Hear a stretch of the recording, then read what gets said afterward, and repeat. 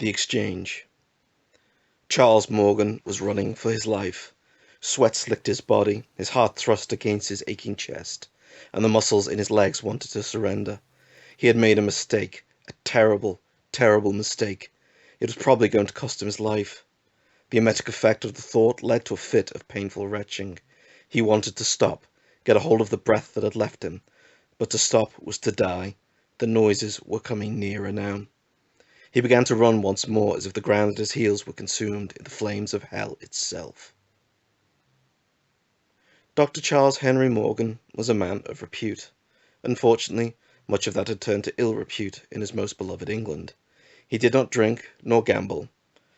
He had no other dalliance to stain his character. But alas, he had a voracious appetite for the company of women. It had been wholly permitted by the hypocrisy of society until his activities began to involve women of standing and good character. Sir Thomas had been very clear that he would have him on a boat to America or his manhood on a platter. The choice for Charles had been remarkably simple and rapid. The voyage on the decrepit vessel had been enough of an adventure in of itself, with high seas, strong wind, and a cargo mishap that resulted in him performing an amputation. The man's arm had looked like offal in a butcher's. It hardly bothered Charles. He'd seen enough gruesome imagery to last a lifetime. Many of the crew, however, had needed a moment to steady themselves, and possibly question their masculinity. Arriving in the New World, Charles had been very clear about his desire to establish a practice in the bustling metropolis of New York. It would have many gentlemen of refinery and wealth, or at least so he thought. The city he had encountered was somewhat different. The only things it seemed to have in profusion were horse mess, corruption, and drunkards. He had lasted all but 3 months. Nobody seemed to trust him or like him. New York quickly became a failure. On the recommendation of a former colleague, Charles set out to Boston. It was more like home, he had insisted, and getting out of New York was all that was on his mind. Something in the air and the people, it just didn't sit right with him. He had settled quickly there, building up a very respectable clientele, and even found himself a wife. In writing to his friend, he spoke of how his old vices had left for good. You really could remake yourself in that land, and he was grateful every day that God had given him this chance. The next 3 years passed with no drama, no incident. His coffers swelled, and his beautiful wife made him so happy. Ophelia adored him. Then, early one morning, he was greeted by an urgent case, and life seemed a little less even. "Doctor," Lucas, his personal secretary, called out, "there's a patient waiting and is most determined to see you immediately." Charles set down his pen and looked vexed. The paperwork before him was clearly of great importance to him. Foringer's brown irritation wrote itself across his features. "Does he have an appointment?" "No, sir," Lucas nervously replied, "but he—" Charles held up a hand and stopped him mid-sentence. "Does he have any injuries you can observe?" "No, sir, but—" "Then, Mr. Lucas, why precisely should I be interrupting my schedule and attend to him?" The affected condescension was something he indulged in when he thought he were in the superior position. It was an unpleasant behaviour. "Because, sir, he's incredibly insistent, and secondly because he presented these so he might see you." Lucas laid down what must have been over $300 in gold coins before his employer. Even Charles' eyes went wide. "Send him right in," was the rapidly delivered reply. His prospective patient, a man going by the name of Thaddeus Johnson, walked into the room, slightly stooping in the process. He was a giant, with thick black hair and a chin hewn from granite. His hands could grind boulders to dust, and his steps were firm, reverberating through the wooden floor. "Please, Mr. Johnson," he cleared his throat. "Thaddeus Johnson." "Mr. Johnson, please take a seat." The chair looked comically small in relation to the giant, but he was evidently used to such things, and settled upon it with astonishing grace and delicacy. Charles waited a moment for him to settle down. He straightened every line of his clothing before he finally made eye contact with the doctor, signalling his willingness to proceed. "So, how is it that I might help you on this Thursday morning, Mr. Johnson?" Charles reclined slightly in his chair and took on a somewhat superior expression, trying to bury his glee at the gold. It wasn't really working. "Well, doctor, it's about my eyes. There's something definitely wrong with my eyes. I've been having trouble finding things, and it has to begin most disconcerting to me." The man's voice sounded distinctly English, from the southern counties. Charles could readily picture him as a farmer more than anything else, but his demeanour and finery certainly disputed that. "Indeed, and how long has this been going on for?" "Oh," he replied, "I'd say it's been going on 3 years by now. It seemed to be getting worse, but I'm not sure whether I noticed a tiny improvement just this day."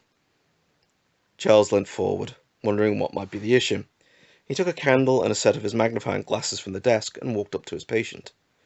"Mr. Johnson, would you mind if I were to examine you?" "Oh, of course not, doctor. After all, that's why I'm here." Charles let out an odd little chuckle and began to go through a set of examinations, closely peering into his eyes. "What might you think it be?" Johnson inquired. "Well," and Charles stared some more, "I'd initially suspected cataracts, but your eyes are as clear as a summer's day, and your pupils are reacting perfectly to the light, so I really am quite unsure."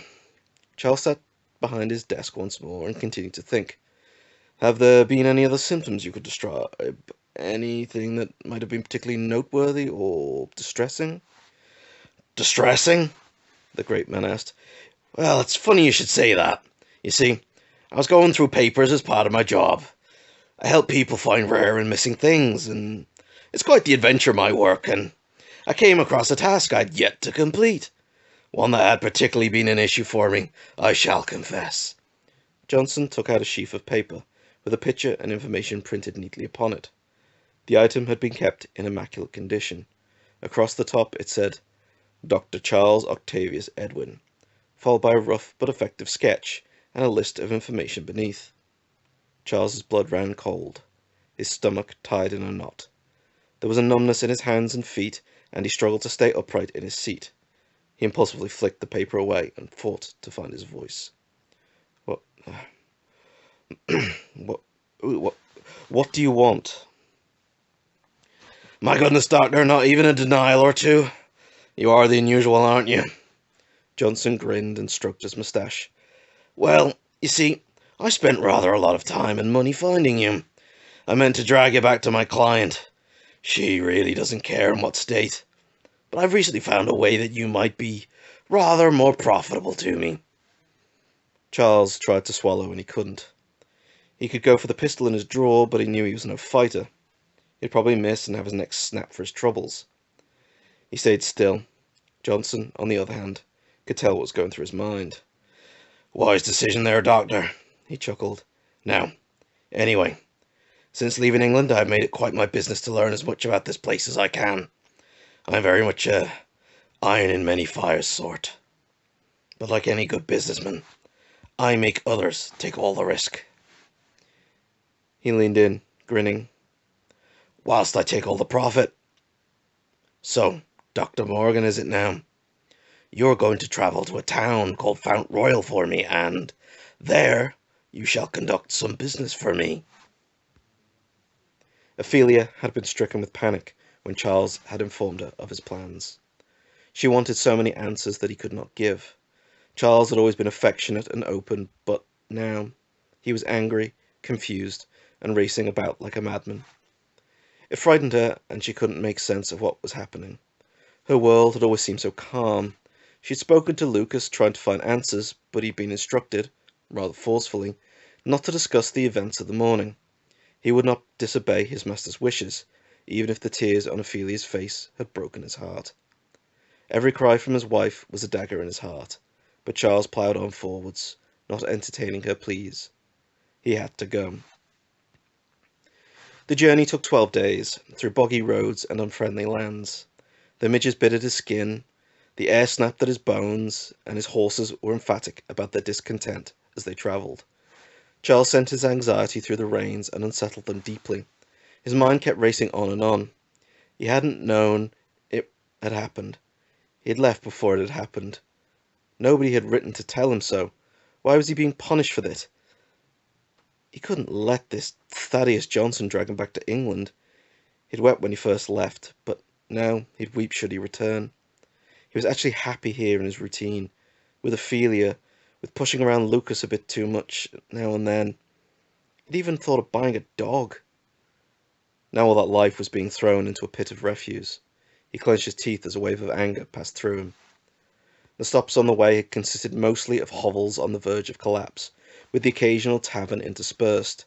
He ate bad food, slept in even worse conditions, and forced himself onwards through every nightmarish bit of weather. Ophelia's face sat in his vision in the times when he questioned himself the most. She helped him keep on going. His arrival at Fount Royal was met with not fanfare, for why should it? When the mayor heard that a doctor had arrived in town, he was most eager to convey esteem on him before assaulting him with a barrage of questions, mostly surrounding what could be done for his various ailments. Charles stuck to his instructions and entertained every last complaint and neurotic diatribe. "Keep him happy. Endear yourself to him. Get free movement about the damn place." After the exhausting time with Mayor Humble, which he was most certainly not, Charles had slept heavily, put up in the esteemed manner of his host. He would continue with his instructions tomorrow, but now he needed sleep. Being exhausted as he was, his rest was a lifeless blackness, not even furnished with the most basic of dreams. Awaking the next morning, he felt somewhat empty inside. A wash, a shave, the fresh coffee he was offered, they all went some little way to helping him become part of the world again, a little more awake. "Ah, you look far better than you did yesterday," Humble called out, his voice constantly of a deafening volume. One complaint he had was poor hearing. That was obvious. Yes, Mayor Humble. I believe it is the coffee and food of your housekeeper which has renewed me." Humble asked many questions, particularly about society in Boston. The current politics. Had any fashions changed? Charles indulged him because he needed the man to grant latitude. It was time to broach the plan. "I was wondering," asked Charles, "whether there might be others within your remarkable town who might benefit from my help." "Ah, good sir, you come at a fortuitous time. I know we are merely a stop on your journey, but we currently find ourselves without a physician. Our esteemed Dr. Maxwell deemed it necessary to take his leave without warning a little over a fortnight ago." Charles could guess why. "As a result, many sickly people in my town have not been tended to, and are in most desperate need of the attendance of an esteemed doctor." It was all going the way it should. "And you would like me to assist you, Mayor?" "Well," answered Humble, "only if you could spare us the time, and naturally you should be paid for your work." Charles pretended to look as though he were internally debating the issue, weighing up the pros and cons. In truth, he'd have bit Humble's hand off. "I could help," replied Charles. "However, I've noticed many guards posted around Fount Royal. Is there some problem I should know about?" Humble nervously cleared his throat. "Ah, well." He shifted in his seat a little more. "Naturally, with this being a new town, bringing change to the area, we have been confronted with some resistance from some of the indigenous. They seem rather unimpressed by the arrival of civilization, of the movement of progress. But you need not fear, Dr. Morgan. I can assure you that they are merely there for the safety of us all." Humble plastered a smile on his face. His rosy cheeks illuminated, and he looked rather pleased with himself. "My time is quite limited. I may have to work rather late to see all of your people." "Well," Humble's face went stern, "there is a curfew. However," and he beamed into that smile again, "I'll make sure that you are granted free movement. Curing the sick is God's work, and I shall not have you impeded." The day lasted forever. It seemed that the only thing rampant in the town beyond overindulgence was hypochondria. Naturally, he was sent to the wealthy of the town first and foremost. His later movements were between the smaller houses, where those struggling had to make their lot. He stretched out those meetings as much as he could. Charles loved money, but he had been reminded so much that day that he did not always care for those who had it. The company of those who were struggling seemed far more preferable. He left the final house near midnight, and began to follow his instructions once again, dousing his lamp and travelling by the moonlight in order to search for the fountain at the centre of town. The small wooden tube was tucked under the rim as promised. Sealed with a cork stopper, it contained a small scrap of paper with a time and a place. He would be sneaking beyond the town gates tonight. Regret was weighing ever heavier on his soul. An extensive knowledge of drugs had always been useful as a doctor, taking away people's aches and pains, curing their indigestion, helping them sleep. Charles always felt close to science when engaging in such things. That evening he felt ashamed, for here he was using these skills for something that was anything but good. Instead, he had formulated 2 sleeping draughts and secreted them in tankards of ale for 2 of the watchmen. As they quickly slipped into unconsciousness, regret gnawed away at him. He was doing wrong to hide yet another wrong. He was betraying the trust people put in him. Were he to repent, would any of his sins be forgiven? Slipping out into the surrounding forests had been a test for him, trudging through mud with his lamps on so low that it barely gave off a single hint of light. He had been terrified of being spotted. Though others watching from the perimeter who might spy the light, he had to be careful. Wading through all this filth, his clothes would be ruined. He would need a damn good excuse come morning. He continued southwest as directed, and found himself at a gnarled and twisted tree. Its roots dug far into the ground, and its branches reached high towards the moon. It seemed unnatural, not of this world. Charles stood there, strangely fascinated. Nobody was there yet. He could spend some time in his thoughts. Ophelia came into his mind's eye, and soothed him once more. They had never been apart this long. He was missing her laughter. The club struck him firmly across the back of the head. He kissed darkness. Waking was not proving easy for Charles, as he didn't want to leave the dreams. He and Ophelia were dancing his wedding, the guests drinking, clapping, eating and cheering.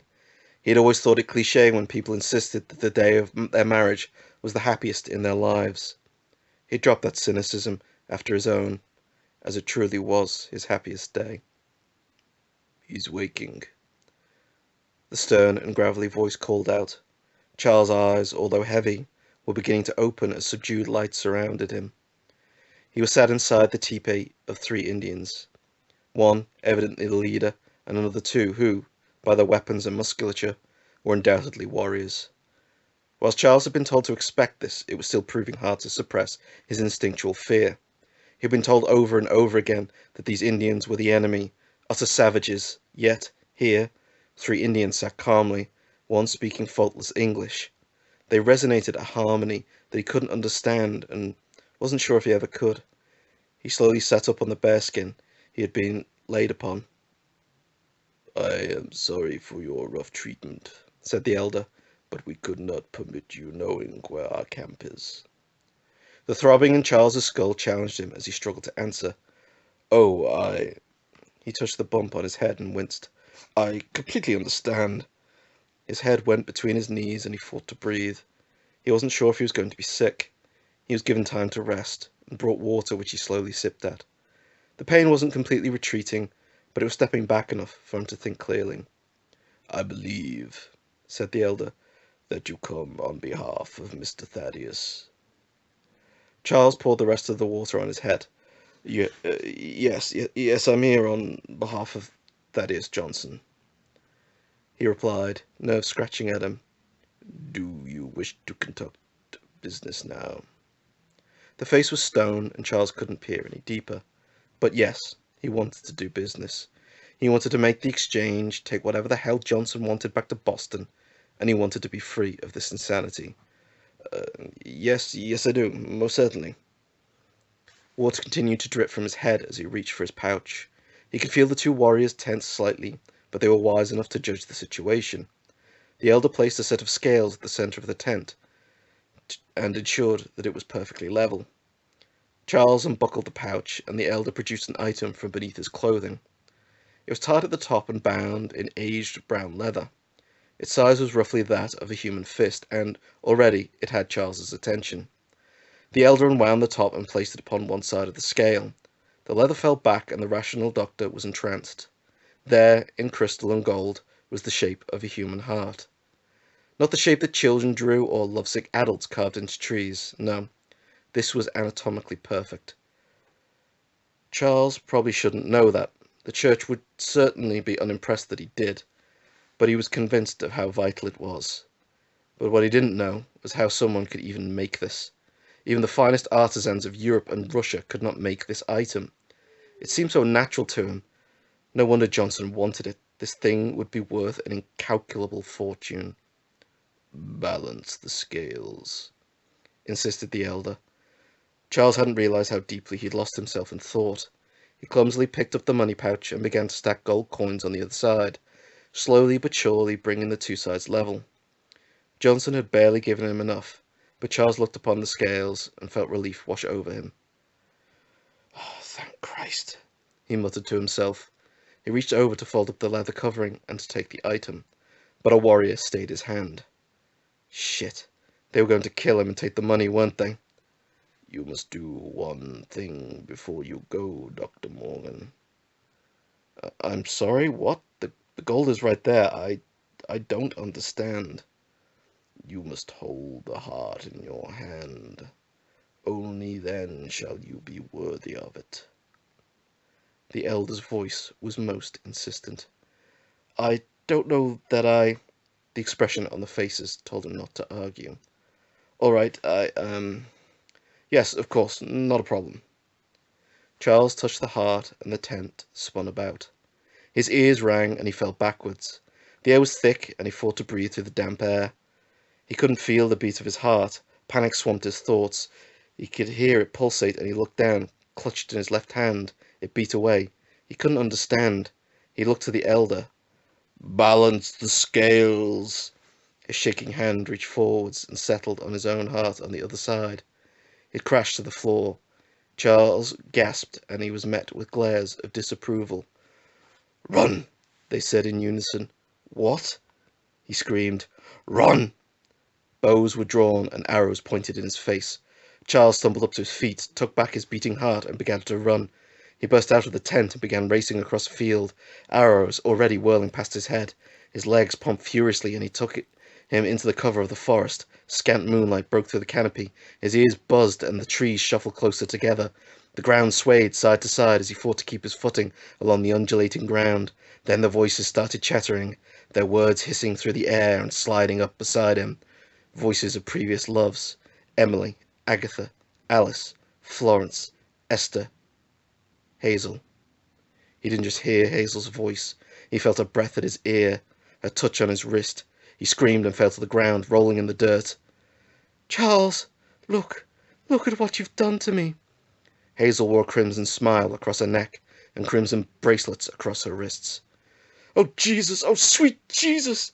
he cried. Her ghostly form stepped closer. He heard other voices asking why he'd left, what he had done wrong, but Hazel, of all, Hazel stood at the front. "Did you not love me?" she asked.